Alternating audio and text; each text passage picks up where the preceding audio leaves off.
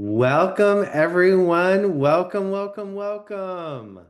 We have how many people do we have RSVP'd? Over five or 600 people RSVP'd for this call. And I'm so glad we're coming together right now because we have a huge election in just a month from now, just a little tiny bit over a month from now. And well, there are actually a lot of elections happening. So, you can introduce yourself in the chat and say what election are you most excited about, most paying attention to on November 4th.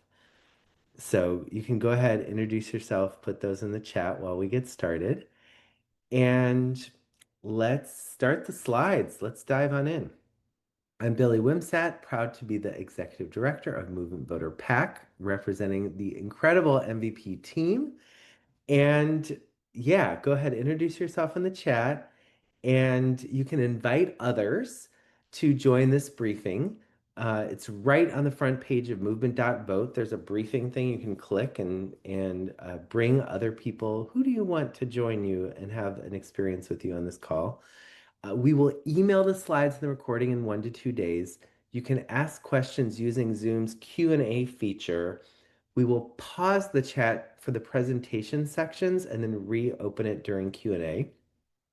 So you're not multitasking too much. And then at the end of the call, at the end of the hour, we are going to close the call officially, but keep it open for 30 extra minutes for those of you who want to stick around and talk more and do Q&A and talk about organizing and what we're going to do to change this world. So welcome, welcome. I'm going to take a look at the chat. What elections are people excited about? St. Paul, Minnesota mayoral race. What else we got here?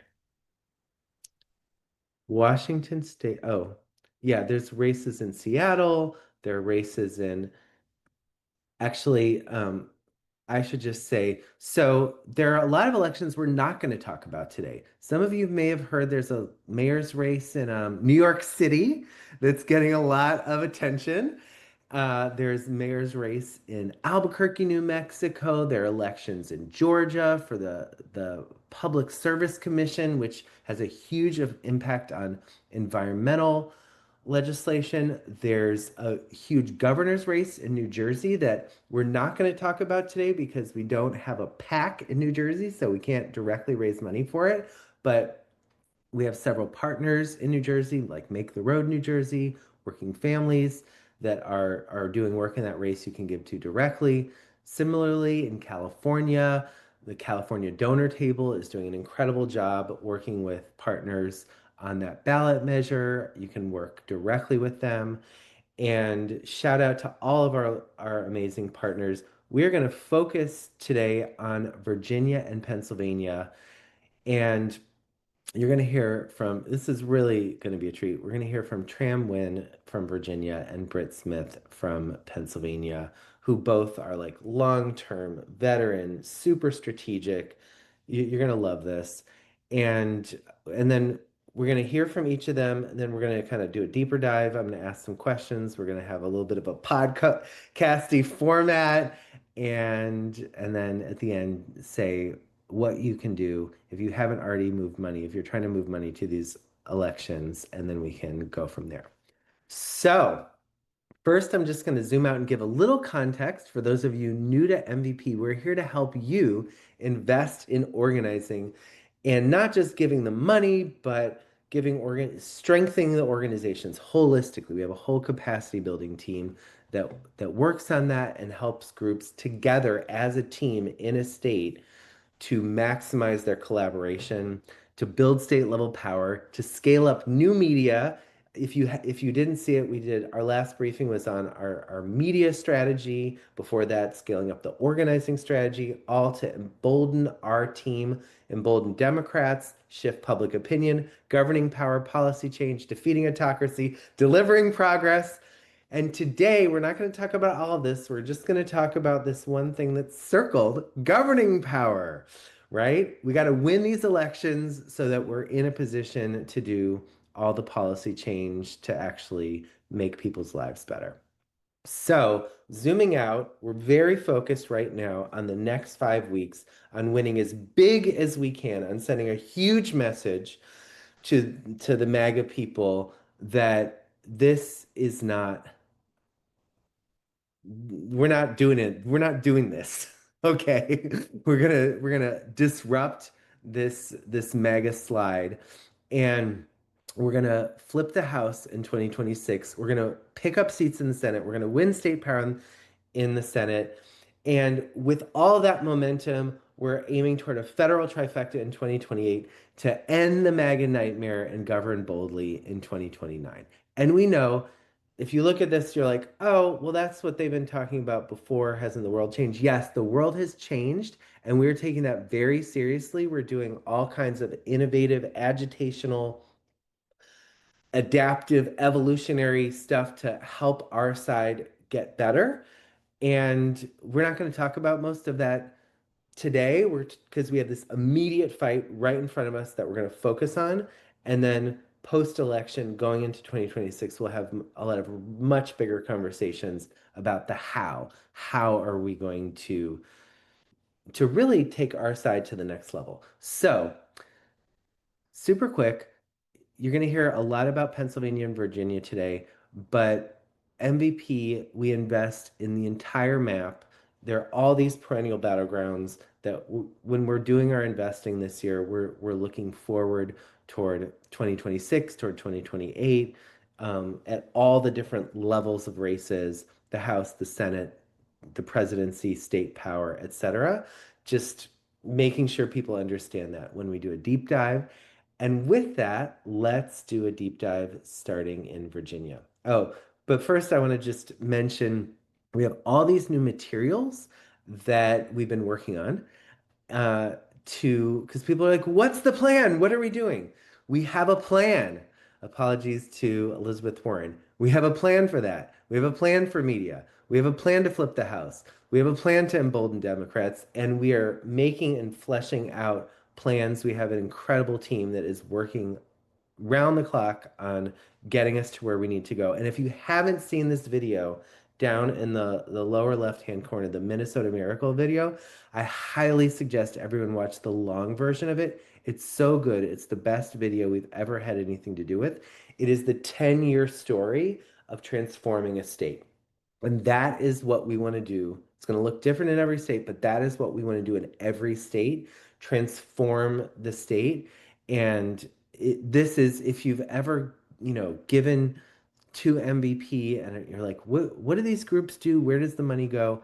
This is the best storytelling I've seen of what transformational organizing can look like. And we are deliberately trying to help every state have their best version of their 5 and 10 year plans for transformational organizing. Even while we're fighting this immediate threat right now, we also are doing the deeper, longer term transformational work.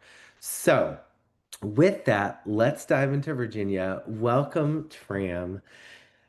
Um, Tell us just the basic state of play. What's keeping you up at night? What are you trying to win? Clue us in. Tell us all the things.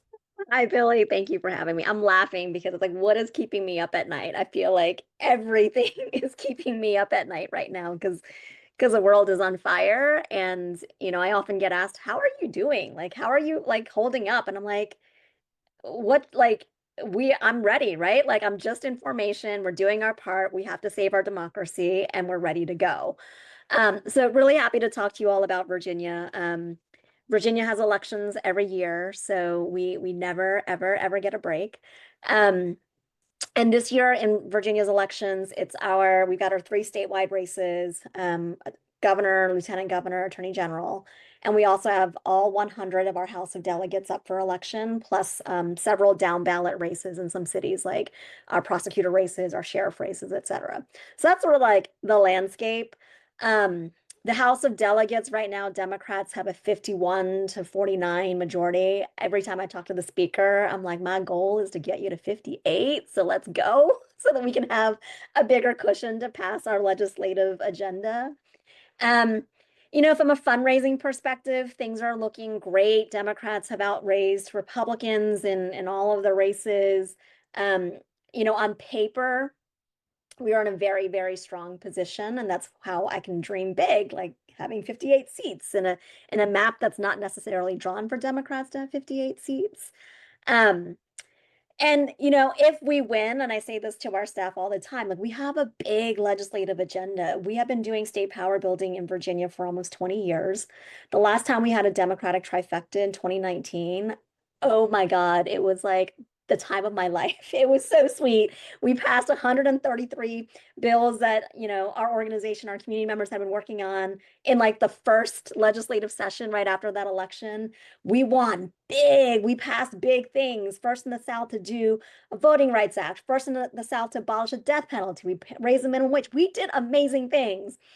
And we still have a lot to go, right? So I can't wait for this next Democratic trifecta for us to continue to build on what we've been doing. We want to pass paid family and medical leave for the first time. We're working with our labor partners around collective bargaining, strengthening our Voting Rights Act to decouple from the federal one because things at the federal level are crazy. I mean, we have big dreams. Housing is a big issue that keeps popping up no matter where we go in the state. So we're going to work towards all of that. And I will say, like I said, things are looking really good on paper. Right, we have early voting in Virginia. We have 45 days of early voting. We've been voting for about 2 weeks now. So far, about 219,000 voters have voted early already, have already cast their ballot, and this was as of yesterday. If you compare that to 2021, we are certainly outpacing that. At this time in 2021, only 114,000 people have cast their ballot, and so the energy is out there. It's amazing. And also at the same time, I don't want us to get too excited because that is a not half glass full, not half glass empty. That's a glass of water. Like, let's get real about what we're dealing with here. If you break down the early vote by House district of the top 15 House districts, this is where I get anxious and this keeps me up at night, Billy. You asked. Only one of those 15 is a strong Democratic House district. Only 3 of those 15 is a competitive House district. 11 of those top 15 are strong Republican districts. I don't want to draw too many conclusions yet because I haven't seen crosstabs and I'm a data nerd, but it does give me like why are more voters voting in these Republican districts this early? Could it be that the Democrats in those districts are just super excited and voting early? I'll take that, right? So I'm going to dig into the data a little bit more. I know the polls are tightening.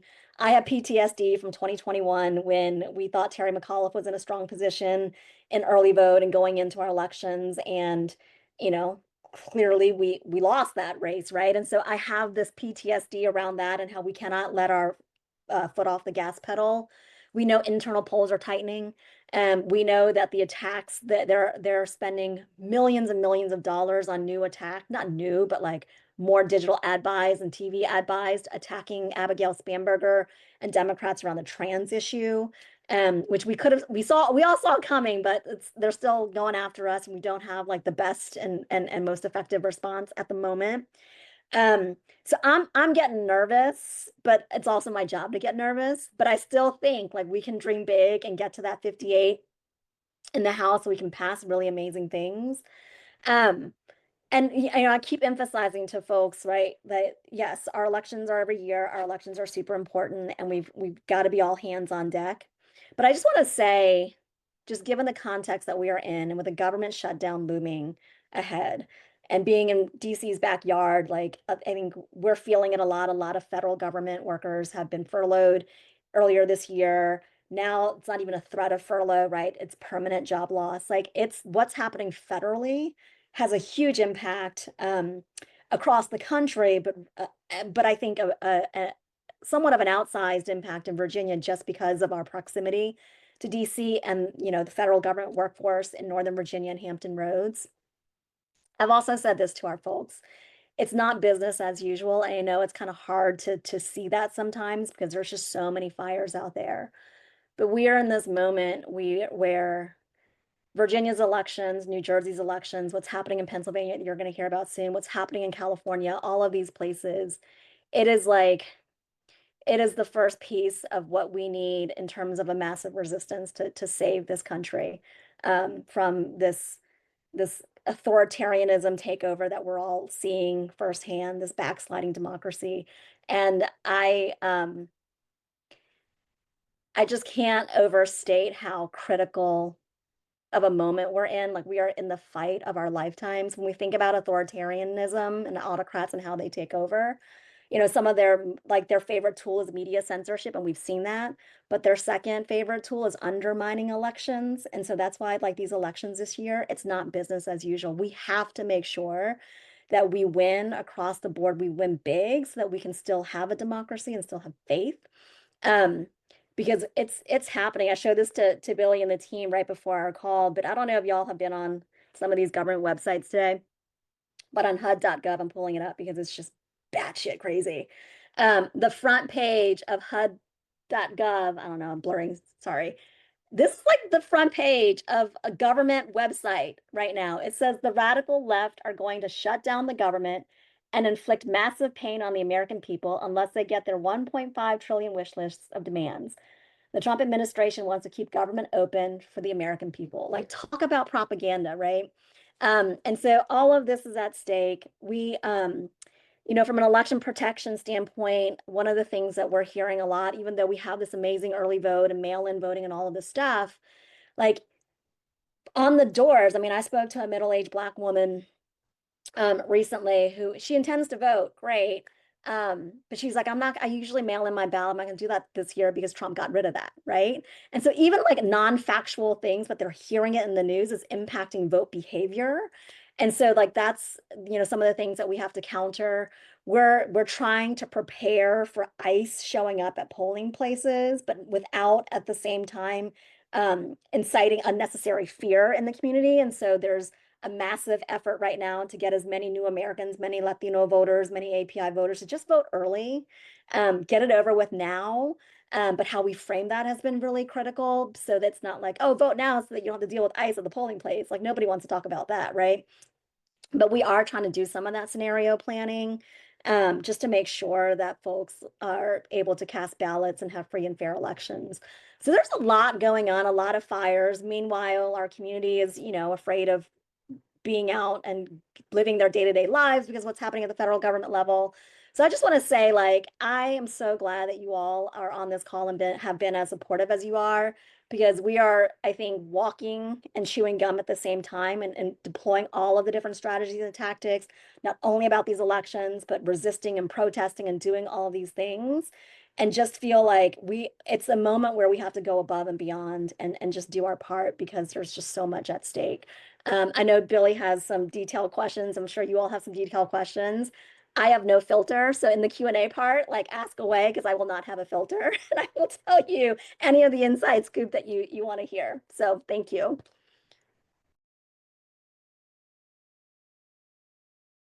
Oh, Billy, you're muted. Oh, sorry. And Tram actually has a lot of inside scoop. She's an elected, let me get this right. Are you a delegate to the DNC? Yes, I have DNC scoops. You're gonna put me in trouble, Billy. Okay, yes, I am a DNC member from Virginia as well. So I was elected to a 4-year term on the DNC. So Yeah. Well, I mean, one of the fascinating things, just kind of watching you work, Tram, is like you're both deeply rooted in community and deeply working with the Democratic Party leadership. You yeah. know, I remember you, um, you know, maybe around November, you're like working with everyone, like this one's going to champion this bill and this one's going to champion this bill in the upcoming session. So actually, if you win, you're going to immediately have to pivot to a whole bunch of policy work for the upcoming legislative session. Is that do you get any break after the election, or do you just pivot right to that? We are walking and chewing gum at the same time, Billy. In fact, it's so funny that you mentioned session because today's September 30th, today's September 30th. So 5 p.m. today is the deadline for senators in our state senators in Virginia to put in their drafting requests for our legislative session. So the last couple of days have been a fast, like, oh my gosh, this drafting deadline is ahead of us. Can you put in this bill, this bill, and this bill? So we're already thinking ahead to January when our session starts too, while we're dealing with the elections this year. I've already started conversations with who Spanberger will have as her chief of staff around like, here are some legislative priorities, talking about gubernatorial appointments in the administration. Like we are literally just, you know, in multiple lanes simultaneously, just so that we are ready to go on day one.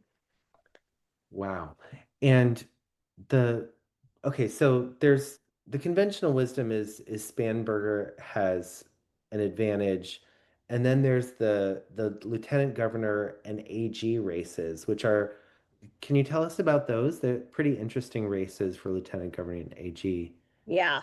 I keep saying that we need to be paying more attention, especially to our AG race, to the other statewide. It's not a straight ticket in Virginia. I mean, I think that's the case for other states too. And then some states it is like just the Democratic Party ticket. But there are drop-off voters. There are voters that switch, you know, they might vote for, and we've had split, you know, Republican governor, Democratic lieutenant governor, and vice versa before.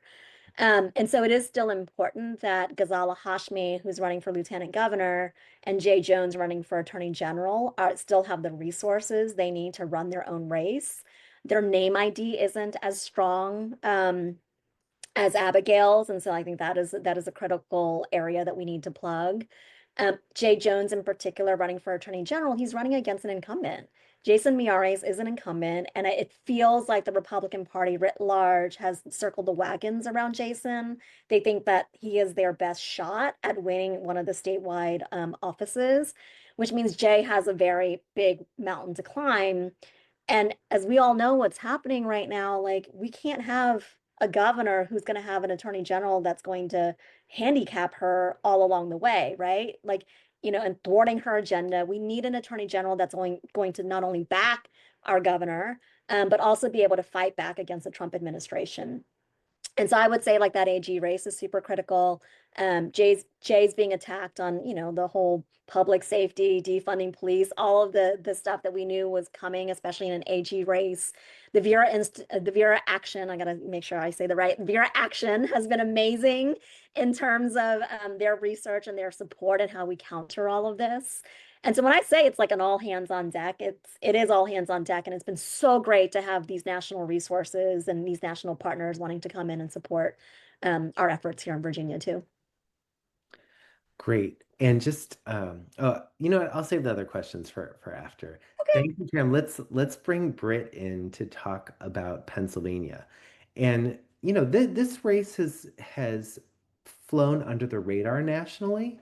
But just, you know, if you think about it, Wisconsin, remember the Supreme Court race in Wisconsin? And there was so much attention to that in April. It was like something like $100 million spent. Elon Musk was involved. And then in Pennsylvania right now, we have three Supreme Court retention races, which are slightly different, but there's still three Supreme Court races which are up. And there's been almost no attention until and it's just people are just starting to get a sense of it. So welcome, Britt. Tell us the state of play. Give us some background because these races are a little bit, you know, different than what people are used to. Absolutely.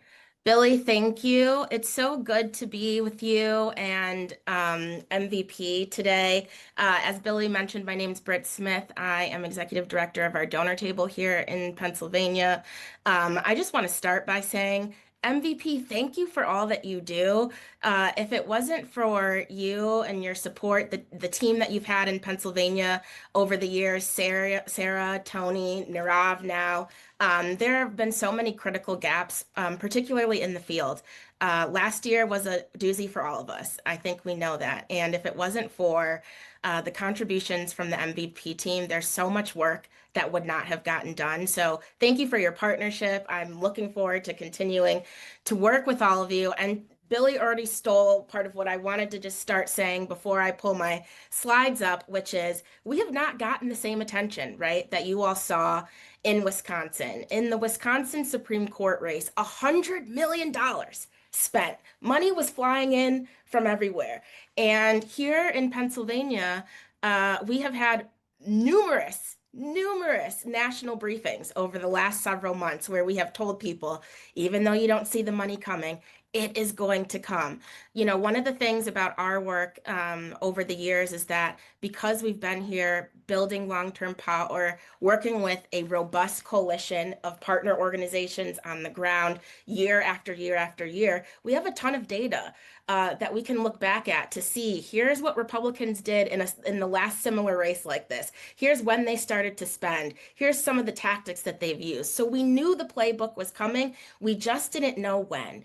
And we've shared that with people for a while now. And unfortunately, now that we're seeing the action that we always knew was coming, people want to start paying attention. So I'm so excited. This call is right on time for us to really dig in. And as Billy mentioned, I think just giving you all a little bit of grounding in what this race is, because as Billy mentioned, it's not just a typical election, it's a retention race, which I think is part of the reason why it hasn't gotten the same attention, right? A lot of times people think, oh, it's a retention race. People are just gonna vote yes and it'll be fine. And unfortunately, what people I think have maybe forgotten is that it's only fine if there isn't a concerted effort on the other side, right, to get voters to vote no. So if we can pull my slides up, what I'll start with is just a little bit of grounding about the Supreme Court race. So currently, our Supreme Court has a 5-2 Democratic majority. In 2015, many of you may know this, the Democrats were able to sweep all 3 of the open seats to take the majority on the court. And since then, they have rendered landmark decisions on things like gerrymandering, voting rights, abortion, the environment, workers' rights, you name it. And this year, those same 3 judges that we got elected in 2015 are up for retention. For these retention elections, voters face just a yes/no question, right? So whether or not to retain these 3 Democratic justices for an additional 10-year term. It is a nonpartisan ballot question, so there's no political affiliation that's listed on the ballot. And a loss of 1 or more of these seats would result in enough open seats for the Republicans to be able to retake the majority, right? And why this is so critical, why this is so important, why we have been watching this and preparing for this since 2015 really, is that puts Republicans in a position to retake the majority on the Supreme Court in 2027 and then hold it through the rest of the decade into the next redistricting. That is what's at stake in Pennsylvania. Now, the governor can appoint, right? But the Senate has to be able to confirm that. And we would need 2/3 of the Senate, which we do not have in Pennsylvania right now. So we put a lot at risk if we don't do the work right now up front to retain these justices, as opposed to spending a lot of money for some very expensive special elections in 2027 and risking our ability to have the Supreme Court into redistricting.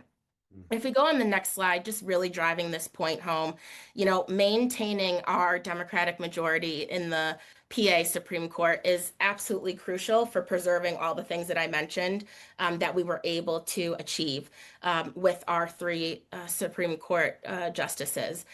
Without that, we would not have things like vote by mail. That has been literally our secret sauce, right, to winning a number of elections in the state. We wouldn't have the ability to have been able to preserve abortion, right, which we know in a state like Pennsylvania is the winning message for us. A lot of the polling that we've already done has helped to really solidify that. And so the stakes are high for us, and we're not just thinking about 2025, but with an eye towards redistricting in 2031, with an eye towards the work that we need to do in 2026, right? It is crucial that we bring this home this year. Going to the next slide, the donor table has played a huge role in coordinating judicial work in 2015, as I mentioned.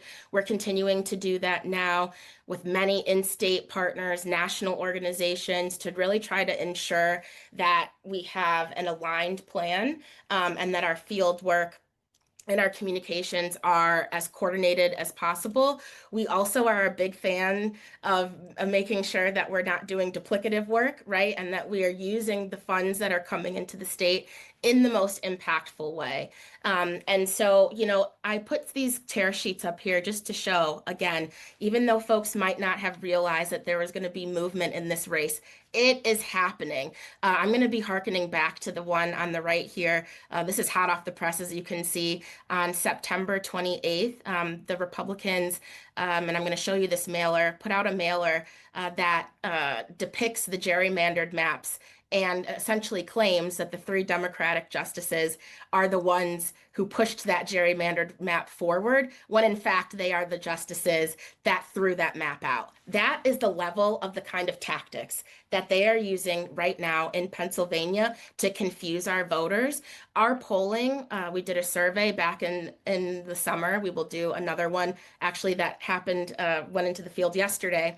But our polling showed us really early on that it was going to be about whoever could get in front of these voters first would have the best chance, because there's so much confusion. Is it the Supreme Court? Is it the PA Supreme Court? What's retention mean?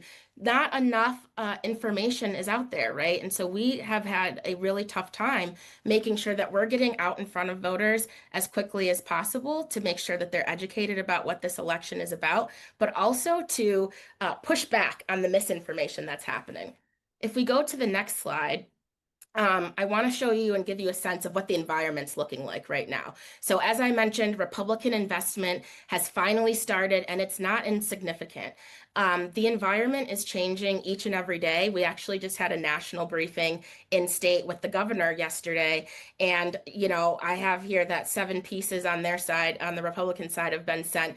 We know that there's been a new text message on their side that just started being dispersed across the state just 20 minutes ago. I was told that. So this is all moving very quickly. The GOP is spending. It's being done almost single-handedly. This is a name you're probably familiar with, by TikTok billionaire Jeff Yazz. He is our homegrown Pennsylvania billionaire, and just in the past 10 days alone, we've seen the Vote No effort go up on TV. You may have seen that President Trump last week publicly started to encourage voters to vote no in Pennsylvania. You might have seen the RNC release Swamp the Vote, right? Vote no on the Supreme Court justices in Pennsylvania. So they are really beginning to up the ante. And the ads are being done via a number of vehicles, but we know they all go back to Jeff Yazz. They all tie back to him. Going to the next slide, what we also know is that they're getting smarter. Like, they actually are getting a little bit smarter at doing this. They're certainly a little bit smarter than they were the last time around. And they clearly have 2 real goals in mind. The first is Republican consolidation of their base. And so one of the other things the survey showed us back in the summer was real consolidation on the vote no side in a way that we are not seeing on the vote yes side. And what that demonstrates, and what's keeping me up at night, I know you didn't ask me, Billy, but I'm just going to offer it anyway. What's keeping me up at night, right, is that the Republicans are able to consolidate their base without money in a way that we can't do without money. And so if we saw that happening in the summer, and we're fighting to get people to pay attention to this race, and we know that it's all about whoever gets in front of the voters most quickly, and we see with these mailers, if you look in the bottom corner, it's the one I referred to, right? That is the map that was thrown out, that they are claiming that the 3 justices we're trying to retain pushed forward. If this is what we're up against in PA, and we don't have the money to be able to get in front of voters, and we know they're both consolidating their base and picking our folks off, we're in trouble. We really are in trouble. And so, we are doing everything that we can to bring attention to this, but we have got to do what we know is most important, which is getting in front of voters. I'm going to talk a little bit more about this, but running the most impactful programs that move people to action and get them involved and bought in. The other thing I'll say about the environment is we're seeing not only mail, so 7 pieces of mail so far, they're layering it with a very robust digital and text program. As I mentioned, a new text just dropped from the bad guys 30 minutes ago, and they are truly flooding the zone. On the next slide, too, I just want to talk a little bit, and we don't have to play this if we don't have time. There's a third Yaz group called... Play it. Okay, we'll play it in a second. There's a third Yaz group called Citizens for Term Limits. Again, very confusing language. One of the things when I say that we think they're getting a little bit smarter, they're using language like defend democracy, right? All of the sort of catchphrases that we've used on our side. To go up on TV, they are on TV in Philadelphia and Pittsburgh. And let's go ahead and show the ad. This fall, you can defend democracy and force an election for a new Supreme Court. On your ballot, vote no on retaining the 3 Supreme Court justices that have not protected our rights. They even overturned the conviction of a sexual predator, endangering women and girls. We must defend our democracy, and 3 no votes will force an election. It's time to term limit the court. Vote no, no, no. And so while today we still, on our side, maintain an advantage on TV spending in both the Philly and Pittsburgh markets, that gap is closing. And of course, in an election like this, mail and TV do matter. It is all about the field, and that's what I want to talk mostly with you about today. But in an election where our electorate is a little more white, a little bit older, these mediums are important too, right? We have to use every tactic, digital as well. If we go back to the next slide, we're fighting back though. And one of the things that I'm excited to share too is that despite some of the lethargy that we've seen in terms of investment, especially compared to Wisconsin, as we've talked about, that didn't deter us or stop us from trying to do what we knew was going to be needed. And, you know, again, a huge shout out to MVP for believing in trusted and authentic messengers. We truly believe in that. With the support of the team at MVP, we started the Creator Hub, right? And so we have a class of content creators here in Pennsylvania who are fighting back and really starting to discredit what we are seeing on the no side. We're leveraging these authentic voices and content creators to both bolster and amplify pushback on the mailers I just showed. And partners are activating creators and their networks all the time. It has been really amazing to see. One of our grantees and also a grantee of MVP that many of you may be familiar with, Action Together NEPA, is hearing from some of their loyal Dem voters in rural counties that they've already returned their ballots voting no on the justices because their only communication has been with some of those Yaz-backed partners.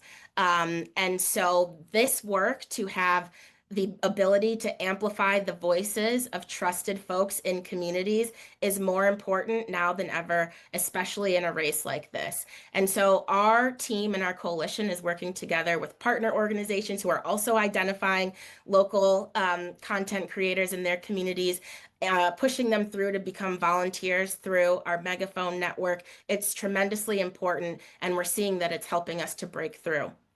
The one other thing I'd just say about this is that partners are also holding their own trainings. We've seen a ton of collaboration online and in the Zoom rooms that they're doing during another one of our partner organizations and a grantee of MVP, One Pennsylvania, in their workshops.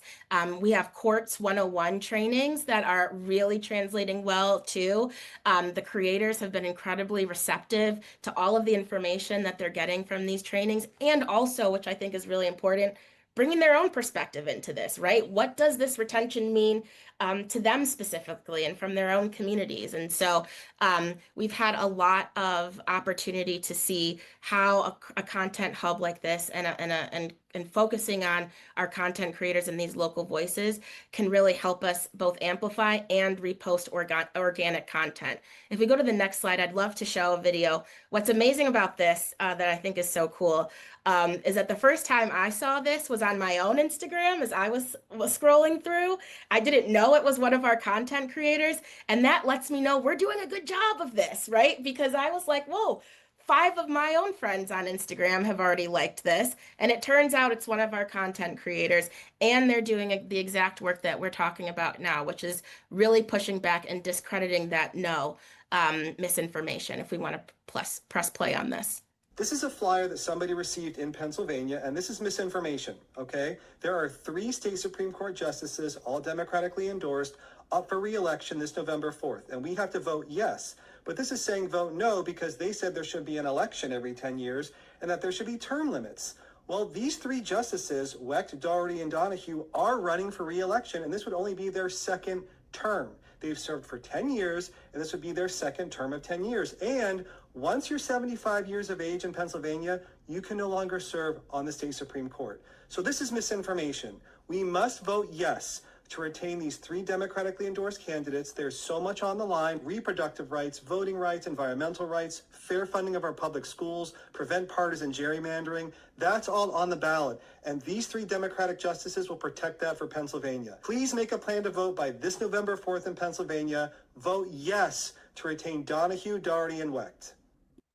So this is an Instagram video that I just embedded here. But again, the fact that I got this organically, a bunch of my friends also got this, and it turns out they are already a part of the network that we're creating, is so tremendous. And again, I just can't really thank MVP enough for believing in these kinds of tactics, because this is the innovative and new kinds of things that we need to test and not be afraid to fail either. That's one of the things that I'm proud about in Pennsylvania, and also to be able to partner with a network like MVP. We got to get some stuff wrong, but we got to be able to try some things so that we can figure out what's really penetrating and what's not. I'm going to shut up really quickly, but I want to go to one other program in the field that I'm really excited about, that MVP has been just amazingly helpful in supporting, and that we're really excited about in the state. Again, we know paid communications are important, but none of that matters if we don't have people having those face-to-face conversations. And that's what our Neighborhood Captains program is all about. One of the challenges we have in Pennsylvania in these kinds of elections is undervoting, right? And so what happens is voters go to the ballot box, and I should also note that, of course, these retention races are likely at the bottom or the back, so people are going to have to flip their ballots over, and so that really does result in a lot of undervoting that happens, and we've seen that particularly in Philadelphia, which is a big challenge for us. And so part of the purpose of the Neighborhood Captains program is to help prevent some of that undervoting that we see happening by having neighbors speak with each other, right? Nothing's new under the sun. This is good old organizing and having people talk to folks that they know and really work their neighborhood.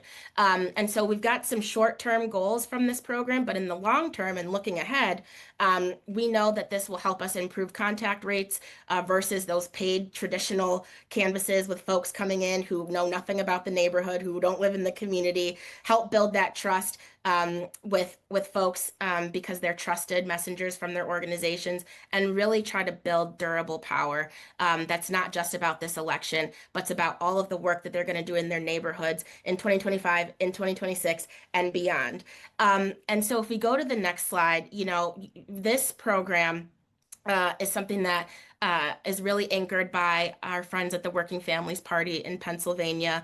It's designed to be a long-term relational organizing program that's strengthening communities, increasing civic engagement at the same time. And rather than just having canvassers knocking on assigned sets of doors, we're uplifting natural leaders in their own communities to knock the doors of their own neighborhoods. And using these warm relationships, we were able to see a 37% contact rate. And with so many vendors that have come to Pennsylvania with things like 1, 2, 3, and 4% contact rates, 37% is astronomical. And at a time like this, with all of the mis and disinformation that I shared with you that's happening, being able to get to the heart of people, not just knocking doors, but actually having a conversation with them, is incredible. And we've got 17 partners across 22 counties that are a part of this program. When we did our first briefing, we just had like 80 recruited. I'm excited to share with you, because of your support, we have 985 captains already recruited. 600 of them are trained already. And our goal with this program is to flip these captains into poll greeters on election day.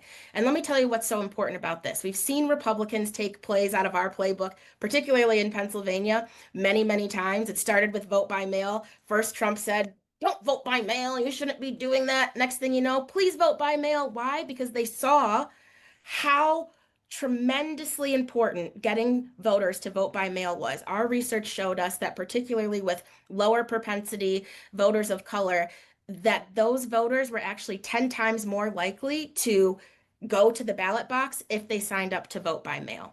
And so similarly, we know that there's a Republican activist out there, you may have heard of him, Scott Pressler, who is also now claiming that he's setting up his own poll greeter program. So I say all of that to say this work is so important. We have spent months building up to this point. Our goal is to get coverage at least 500 of our priority precincts. We're prioritizing them by density of Democrats. And, you know, the more funding we're able to get to this, the more coverage we're going to have, especially knowing that Republicans are trying to do the same thing. I think I've got one more slide. This just shows you some, if you go back to the next one and then we can cut it after this. This heat map just shows where the density of our poll captain or our neighborhood captains are right now. With nearly 1,000 captains recruited, that's our goal. We're going to be able to cover more than those 500 polling locations.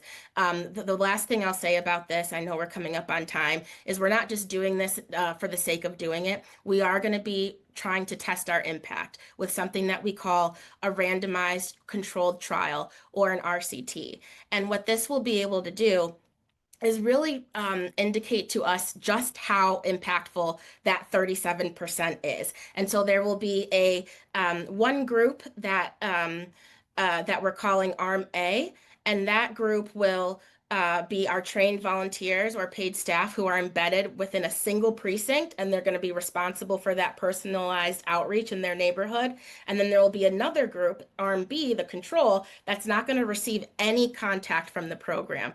And from that, and being able to see the differences in whether or not those folks turn out to vote, we will be able to see the differences between those folks and those voters who are contacted by our program and those that aren't, and that will help refine what this program looks like in 2026 and beyond. The last thing I'll say is that this is a program we started in 2024. We're not starting anything new in Pennsylvania. We continue to build on the learnings from the previous cycle, and I think that's what makes us the most impactful. Billy, I'll pass it back to you.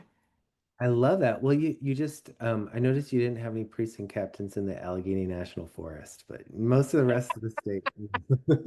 But well, that's actually what I was going to ask you is your learnings. Like you suffered a really tough, defeat last year, as we all did. And, Tram, you guys suffered a really, awful defeat 4 years ago, in the governor's race. Tell us about like your learnings, your reflections, the things that you're testing and hoping to do. You start to answer the question already, before I even asked, and kind of how you're trying to take your learnings from this cycle to next year. And yeah, and by the way, Britt, you shared like so many cool things like the precinct captains program, the creators program, and yeah, just like to hear how you're thinking about innovation. Same for you, Tram, in this cycle. Tram, I've been talking a lot, so I'm happy to pass it to you to go first if you would like. Sure. And I'm sorry, my dog is now in my lap. He's a little puppy, and he when I'm on Best seat in the house. He's got the best seat in the house. he sometimes likes to jump on my lap, otherwise he will bark incessantly. So he will be calm when he's on my lap. So apologize for the guest appearance.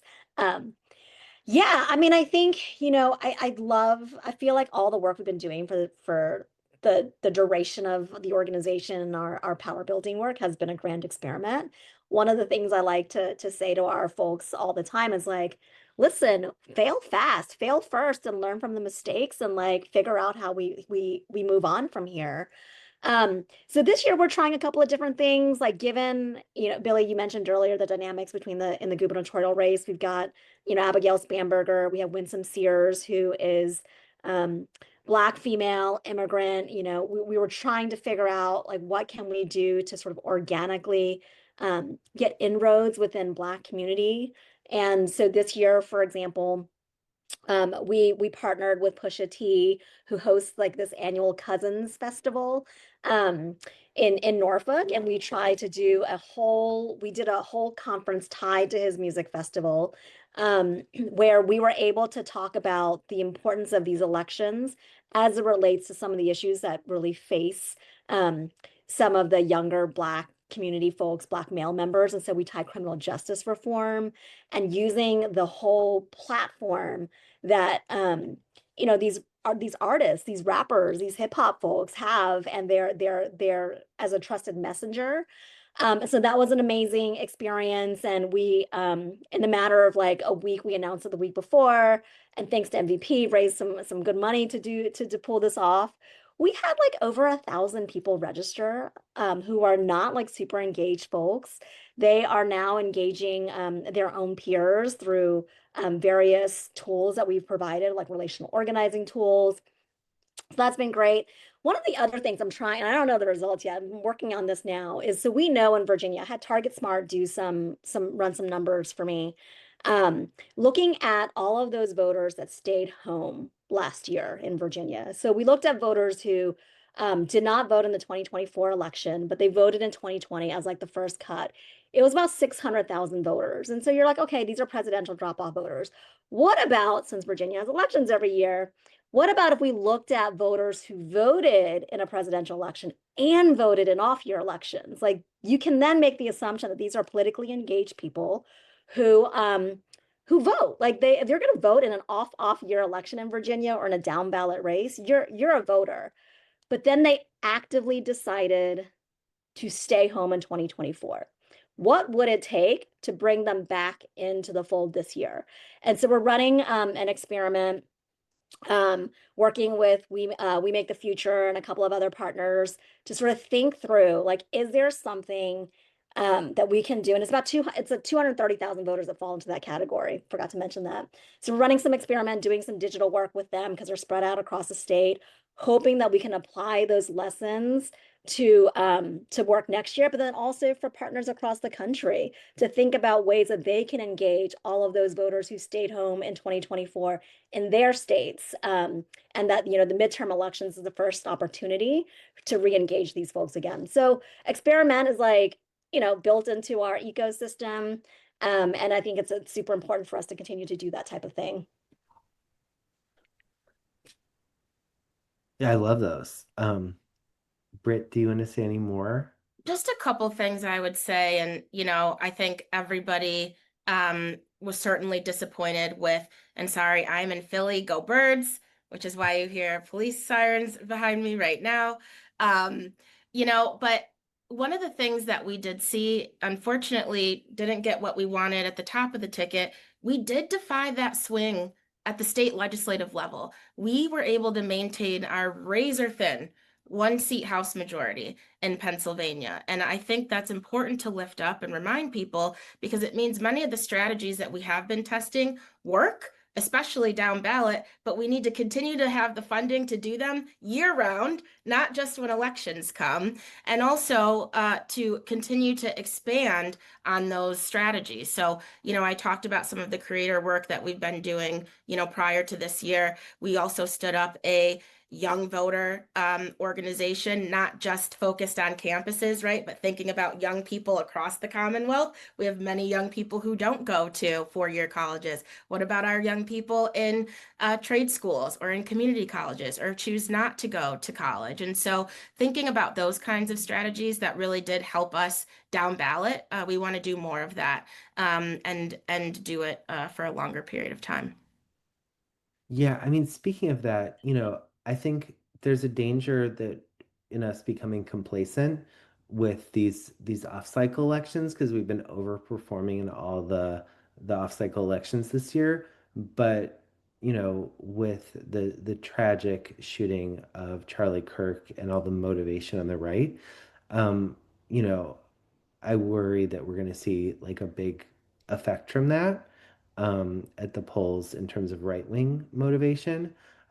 Curious, if you're seeing anything like that or signs of that, and what you pointed to before, Tram, about the large early vote turnout in right-leaning precincts. Basically, I'm listening to you and I'm getting more and more worried about, you know, Don't be worried. Don't be too worried. Be worried, but like it's just about being real, right? So that we know how to pivot and re-strategize, right? And make adjustments because that's what this work is about. It's both an art and a science. I mean, so Turning Point came to Virginia Tech. They were there last week after the Charlie Kirk um shooting, and I mean, there were students there, y'all. So it's not like we can't have our head in the sand on this. Like they still have a very strong base and a very strong following. In Richmond a couple of days ago, there was one of the, I can't remember his name because I try to keep all of these people out of my mind. But one of the old Fox commentators, right, came and did a speaking at the Altria Center, Dominion Center here, packed audience. And so like they have a base that's paying attention. I mentioned the early vote numbers. And so that does worry me, right? And so there are also things like in terms of some of that pivot work, like we're trying to think through with partners. Everybody in Virginia is focused on these 15 battleground seats, and rightfully so, because if we're going to get to 58, like we got to win some more seats. But also, what are we doing in strong blue Democratic areas in the state to make sure that we are turning out the vote and driving up those numbers for the three statewide offices? And so, with MVP support, and thank you because you all are hearing us with some of the pivots in our strategy. We're now doing the Inner Beltway, Alexandria, and Arlington, making sure that those voters are turning out in huge margins.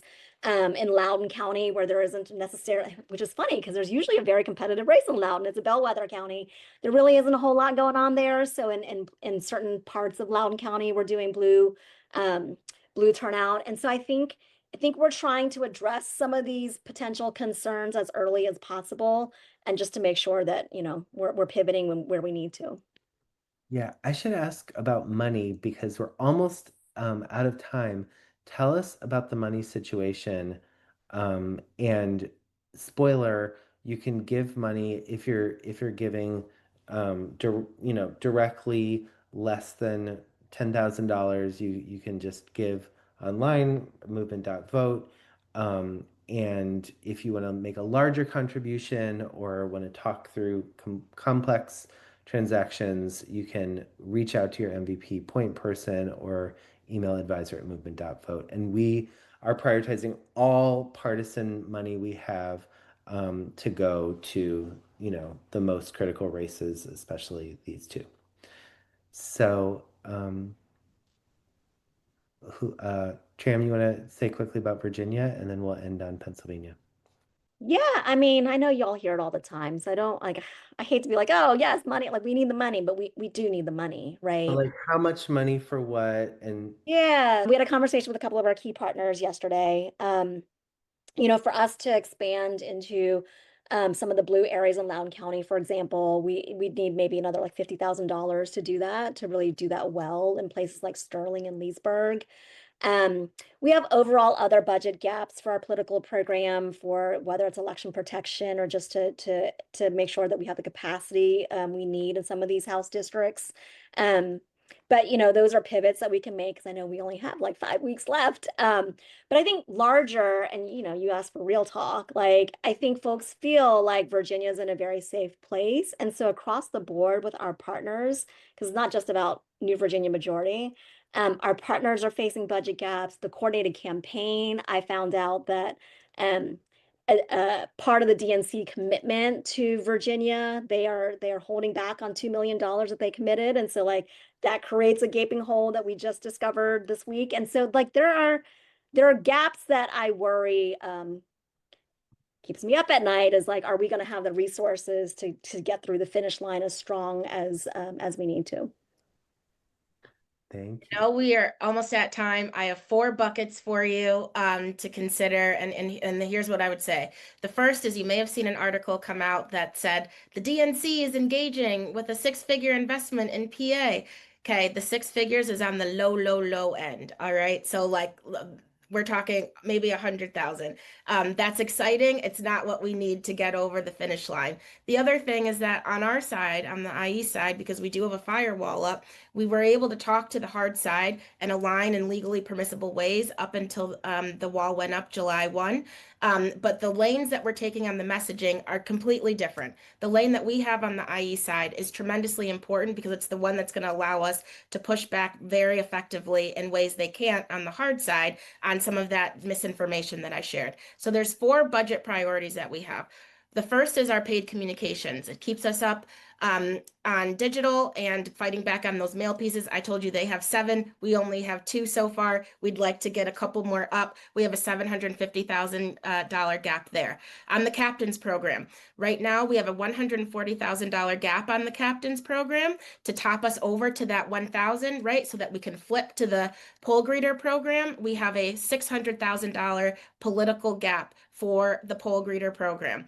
The next bucket, vote by mail. We are completely funded on vote by mail applications and texts, but to close out, we're looking for $400,000 for voter education and Chase, right? We need to make sure our people know and are educated about this race. And then finally, our relational organizing work at $2 a conversation. This is one of our most cost-effective ways to continue to do this work, and it's a tool many of our partners are using. We have a $500,000 gap there. Billy, thank you so much, and thank you to MVP. If you would like to give in PA, reach out to Nirav. He is our awesome in-state person for MVP. That's a lot of money, Britt. What does that add up to? Approximately 3? Yeah. So right now, that's a little bit over 3.4-ish, and I can get this direct number to you. For urgent gaps, right? These are all the things that would keep us communicating with our voters for the next 5-ish weeks to election day. And so on the low end, we'd be looking for immediate gaps, about $500,000. Overall, it's a little over 3 million, and that includes all of the paid communications work.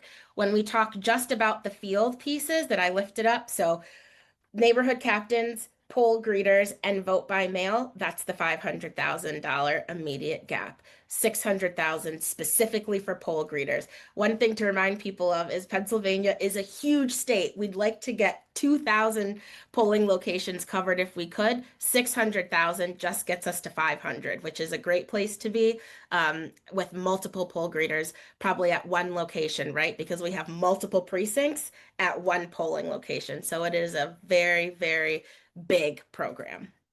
Yeah, okay. Well, now you're scaring the hell out of me. That we need to get this money quickly, and there's so many X factors. We're gonna close this call, but I will just say all hands on deck to get resources to these states, to these elections. Make sure we can't take a chance. We have to win these elections in a big way. The message coming out of election day has to be, wow, the momentum is on the Democrat side. We have to put them on notice, and create energy, which, this isn't raising money. This is actually going to save money. This is going to save a lot of money next time. And in Pennsylvania, if we lose, we're going to have to spend a whole bunch of extra money on these other races. So Britt is trying to save us money here today. Okay. This is like the discount race, that if we win this, then we won't have to do huge other races in 2027. And, extra plug for Pennsylvania, because they're going to have huge races next year, that any funding we can get to Pennsylvania right now, we want these groups to run their biggest programs possible and have a surplus afterwards, ideally, so they can immediately pivot to planning for 2026. So, yeah, Billy, can I say one thing there? I know we're at the end, but just to put a plug on that, every geography that we're running program in right now is building to win for 2026. Every geography that we are in are the places that we need to be organizing for the congressional districts in 2026. Thank you for pulling up the slide. These are the slides I skipped, but it really important and speaks to Billy's point. So everything we're doing, every investment, the neighborhood captains program, they're in the neighborhoods and the communities that we need to be in, and we can't start 26 and 26, and we knew that. And so even though fundraising has been tough, we've been pushing to be on the ground in those key battlegrounds that we know we have to activate for 2026 and sets us up again for success in 2028. So we are thinking about this in a holistic way. We're not just saying this is what we need to do for 2025. This is what we need to do for 2025, 2026, 2027, 2028, and beyond. yes. Ooh, I'm sorry I kept us over 5 minutes. So we're going to officially close the call, and then we're going to open the office hours and open up the chat for questions. And um, you know, and Brit and Trim, how are you on time after this? Are you guys okay? Or we want to let you get back to your work. So questions for Brit and Tram, and I'll start out to filibuster, and people can put questions in the chat. Or Zoe, if you're tracking it, feel free to jump in with questions. So, wow, 5 weeks out. Now I'm really scared. So how are you thinking about the next 5 weeks and like the tough questions about this? And by the way, questions people should ask should be directly about these races, and for broad interest of everyone on this call, um, not about PSAs for other things. So I see Keith, you have your hand up, um, but go ahead, Britt and Tram. Uh, you know, give your quick thoughts on like the final stretch, and then we'll take questions. I'll just quickly say for us, it's, making decisions and pivots in real time, right? So all of our partners that are in the field with us, we've now moved instead of a weekly precinct tracker in terms of understanding where people are and what the saturation and penetration is in these precincts. It's now a daily tracker, so we can see in real time, okay, we've got to move here. And so we're all trying over the next 5 weeks to be as nimble as possible. There's no ego. There's no we are all in on a very coordinated effort.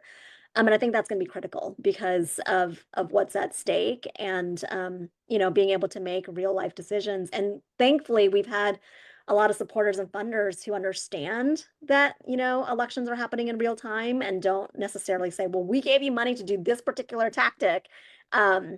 And are just all so focused on that. If that tactic's not working, let's cut it. Let's go put the resources to where it actually matters and what's working. So I think that's gonna be our final 5 weeks, no sleep, just constant, out doing direct voter contact, listening to voters, understanding what's gonna drive the turnout, and we're gonna win because I cannot accept an alternative scenario in which we do not win. It's just not, it's not possible. So we're gonna win. Yes. Britt, In Pennsylvania, oh, sorry, go ahead, Billy. no, how are you thinking about the next 5 weeks and the tough decisions? So we've been having to make tough decisions all year long because of the lack of interest in this race. And so what I'll tell you is that in December of last year, we wrote a plan, an aligned plan for the state. That was a $40 million plan. And so I know that I showed you a $3.5 million gap, but what we have done all year long is refine this plan into 3 different phases so that we were only looking at the bare amount of money needed to contact our key audiences. And so what we are now showing you with that 3.5 million gap is those 4 buckets: paid communications, the neighborhood captains program, the poll greeter program, and vote by mail. email to make this as clear and palatable as possible, but this is the minimum amount for us to be able to even match what they're doing. I told you 7 mail pieces. Some days we are seeing 2 pieces a day statewide. A statewide mailer in a place like PA is like 600,000 alone. So they are backed by our homegrown billionaire. They have unlimited money to spend. And so really a $3.5 million gap that I'm sharing with you all now is chump change. And this is what keeps us up on TV, on digital, at least 2 mail pieces. They've got 7. I'd like at least 2. Using the top performing messages that we have based on our polling and research. It allows me to do 1 tracking poll to see where we're at, test the waters, make sure we're still on track, and to make sure that we're doing everything to continue to make sure people are educated about the race and to encourage them to vote by mail. And so in these final 5 weeks, we are now on a daily call. Our team is counting our coins to fill those gaps, to make sure that we can still run digital, to make sure that we can send out 1 more mail piece. That is how much we are tracking where we're at. And so what I can say to you all is that the numbers we're sharing with you are the absolute minimum that we need to be able to keep up a fight. Wow. Okay, let's hear Keith's question, and then I see questions from Margaret and Jim in the chat. Keith, you want to come off mute? Okay, while we're waiting for Keith, here's Margaret's question. I'd like to ask Britt or Tram to give us more insight into what money pays for what at the ground level to help us motivate donors to give. Last year we said 100,000 could pay for 2 full-time organizers, which helped make it very concrete for donors. Talk about that. Because one of the great things about the MVP community is it's not just people donating, it's people organizing other people to donate. So Margaret is one of our lead volunteers in the Bay Area. And so whatever you tell her, she's going to tell a lot of people. Oh, that's a great question. So, so for example, when we decided to expand into the blue districts, the blue areas of Alexandria and Arlington, I said $50,000 will get us 25,000 doors in those blue areas. $50,000 can make sure that we saturate Sterling and Leesburg, which are the blue areas of Loudoun County. It's about, if we can hire new people to expand even more, and about $10,000 will get us an additional field organizer for the rest of this cycle. And these organizers are knocking on about 1,000 doors a week. And so that's, $10,000 gets you 5,000 doors essentially, right? And so like it's, our cost per door is a lot lower than you might hear from some other organizations. And it's because we built an infrastructure for the last 18 years where we're able to just be super efficient and absorb. Like we don't have high overhead. It's community members that are the folks that are knocking on these doors.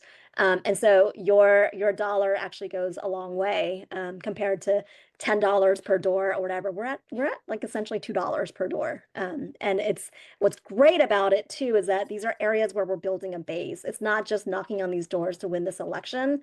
It's knocking on these doors to win this election to then follow up with them for the legislative session that starts in January and getting them into our membership pipeline so that they are engaged people and engaged community members for next year and beyond.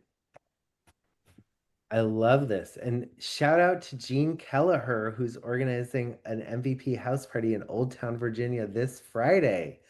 All right, everyone go organize house parties, organize your friends. We got to raise money for these groups so we can overperform or at least make sure we freaking win.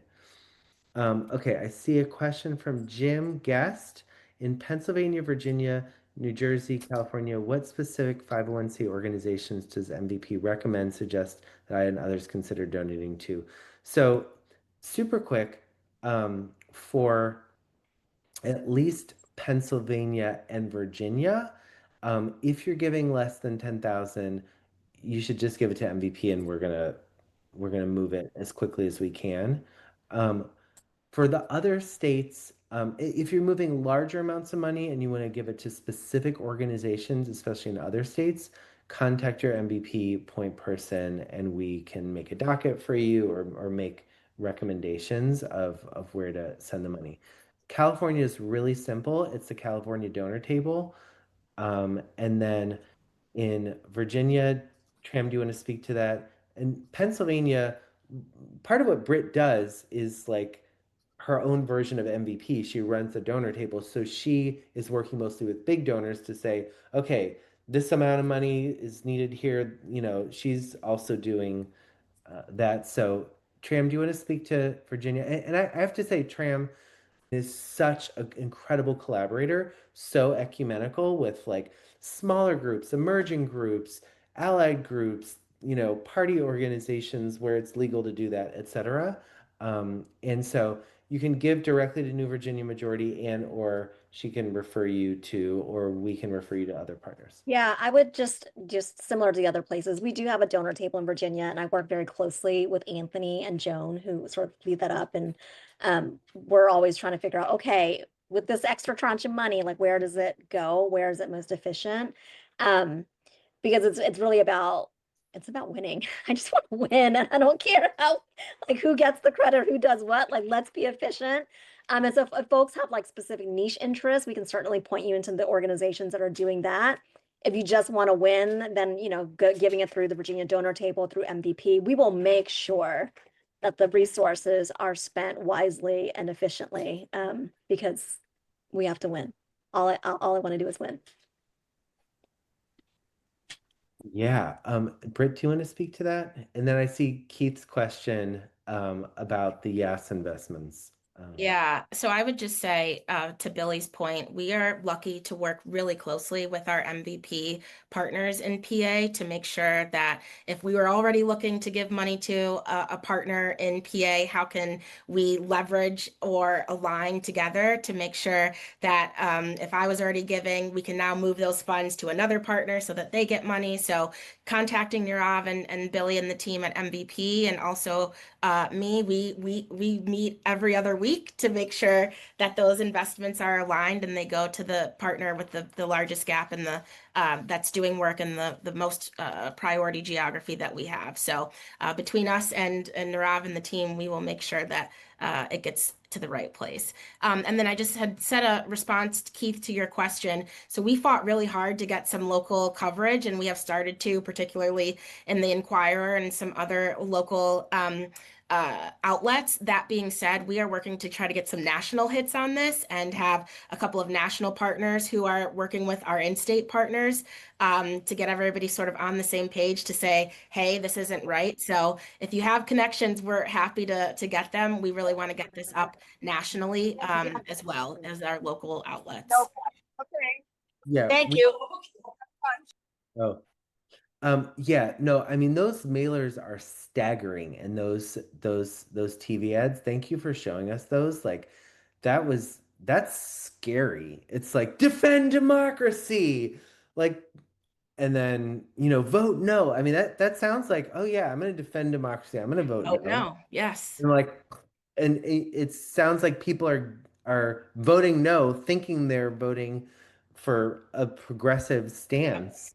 Get rid of, make sure there's term limits, all kinds of confusing language. And if we're not able to, in the same way that they're flooding these key geographies, get our message out, we're going to be in bad shape.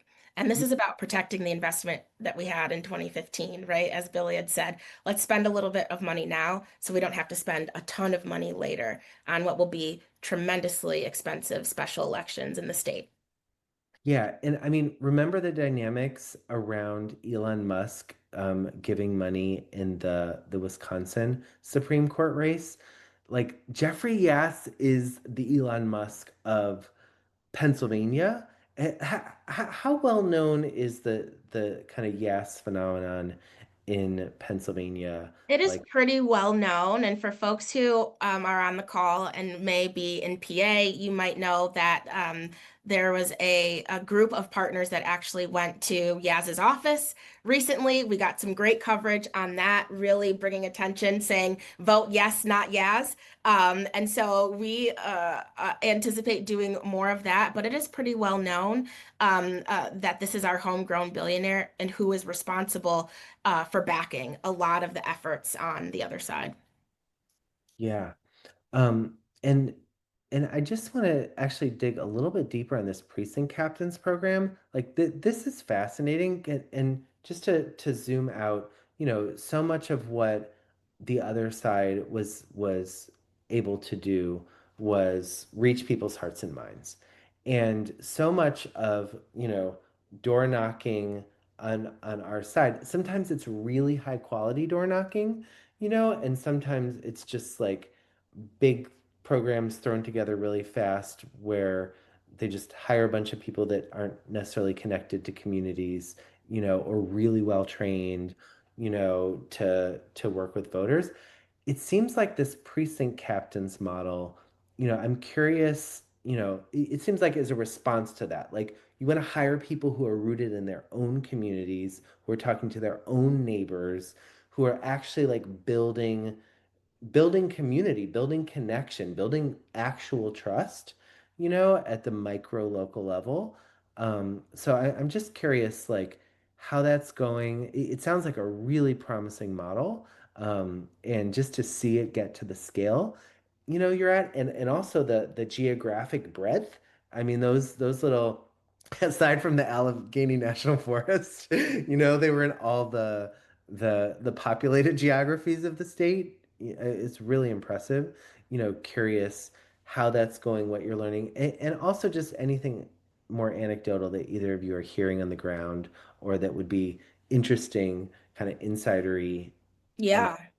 I mean, I wish that I could have had, and in all of our in-state briefings, we have partners that are a part of the precinct captain program join us so that they can share with folks like you just how impactful this program has been, particularly for the actual captains who feel so connected to this program as a captain in their neighborhood, who have built these relationships with people that they live with and they're in community with every single day, has been heartwarming for them, and for them to see the funding continue for a program they started in 2024. They're not starting up something again new, but they're building on that program and seeing it expand. And that heat map has been really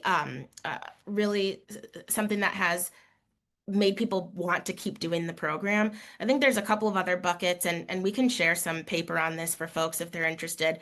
But there are a few things that it's helping us do. It's helping us build that geographic density and promote organizational alignment in these geographies. And so what that means is each partner that's a part of this, they don't have to throw away, like if you're working for, just a vended program, you're putting on the same t-shirt that everybody's wearing and you're just knocking doors.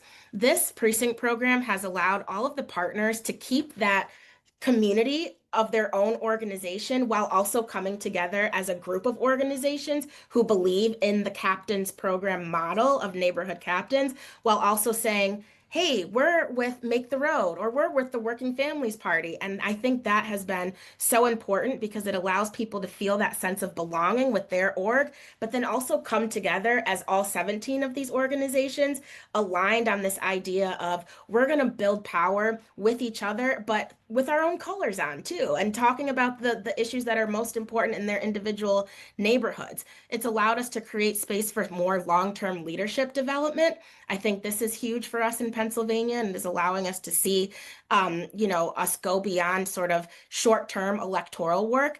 The work that we have been putting into developing the captains and allowing then captains to train other captains is the exact kind of organizing model we need in this moment, that is not transactional, but is about transformational relationships that have nothing to do with elections, but about caring about one another, especially in the world that we're living in right now. And that has been so important. The other thing that I would say too is being able to connect local issues, what's happening in the neighborhood, with elections more seamlessly. And this is the model. This program allows the leaders to build relationships with individuals in the neighborhoods about what's really happening in the neighborhood. What's happening in a neighborhood in that Working Families is organizing might be a little bit different than the ones that 1PA is in. And so this has allowed us to take scripts to the next level. It's about having a guide. It's not about following exactly what's written on that paper. And I think that's what's helping us get to that 30+% contact rate. And then there's more mutual accountability, more cooperation between the movement organizations. And that's what we want. We want people feeling accountability to each other. Man, we used to go to this ward, but you've got a lot of folks who really resonate with your membership model. You all should take this ward. And that's the kind of, collaborative work that we want to have in Pennsylvania. And we're excited that this can be a way for us to start to do that and really go deeper. And then lastly, doing the randomized controlled trial. I mean, we want to be able to increase the efficacy of voter contact by centering these non-transactional, more personal and place-based relationships in a community. And by testing what we're doing, we'll be able to refine this over time and not just say to you on a call like this, well, we're knocking doors, we're talking to people and it works, but really show you some data that backs up what we're claiming and what we're seeing and hearing from the anecdotal stories that our partners are sharing. That's awesome, Britt. I think we're going to do a call the day after the election. So we'll have a report backs on all of this stuff, and hopefully we will be celebrating. So if you are looking to move any money that is partisan or that can be partisan money, PAC money, C4 money, the time to move it is now. You can give right through the donation link. You can talk to your MVP person. We will help you move it, make referrals to groups or move it through MVP, through a mutual fund format to wherever it's most needed. And it's, well, actually, I'm trying to decide if I should ask one more question. I feel like You- if you don't ask a question, can I just make one final plug for why investing in this work and in the groups that MVP has invested in for so long matters? You asked for like an anecdote. One of the stories that I like to tell about this cycle, because we had June primaries, we were engaged in some June primaries, and there's been this question since last year's election that's been put out there is like, does field really matter? Right? Should we be spending more money on other tactics like digital or whatever? And I just want to say field absolutely matters, especially if it's coming from organizations that have a base and a stronghold in communities that are trusted messengers. And I say this because there was one prosecutor's race in the June primary in the city of Norfolk this year. He was one of the progressive prosecutors that we brought in 2019 as that wave. And he was being primaried by the right. And his opponent in the April fundraising report showed that he had raised about over $500,000 to our incumbent candidates $45,000. And we were like, oh shit, this is a break the glass moment. Like they are very serious, like about, this challenger, this candidate out of nowhere really defeating our guy. And so we came in, NVM was able to raise some money specifically for this prosecutor's primary. And we were able to raise some money. His challenger opponent in early vote, because we have 45 days of early voting, his challenger won the mail-in early vote by 4 points, mail-in or in-person early vote by 6 points. Going into election day, that guy was winning. We ran a 4-week program, field program in 22 precincts. On election day, won 21 of those 22 precincts, and our candidate outperformed and won that race handedly. And it was because we were finally in the field, being able to have direct conversations and debunking the bullshit that the other guy was putting on TV, spending hundreds of thousands of dollars on TV and digital and paid communications. So I will say this work matters. The precinct captain model, having trusted messengers in community, telling people and educating people around what's at stake absolutely matters. The Democratic Party brand is having a moment where there aren't we need to have investments in organizations that are creating political homes for people where they can see and be heard and where they feel like, they have power and where it matters. And that by voting in these elections, that's not the finish line. It's where we start to actually make the change that's going to matter for our community. So I just wanted to say that because I just know that, like, you know, there's lots of conversations out there around like what tactics we invest in and why these groups and not the party or not the candidates. And I just want to say, like, this shit matters. And I really, really appreciate the space that you all have created and the support from MVP folks from across the country throughout the years.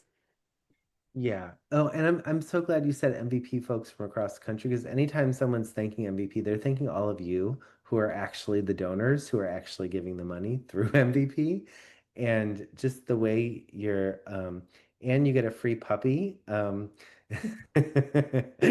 just the way that you're like nurturing that puppy, you know, I feel like it reflects the way that your organizations nurture communities and nurture donors, and I mean nurture voters and the people that you actually care about. Like this, it has to come from a place of true care, and you're exemplifying that. And so, Britt, do you want to close us out with your closing thoughts?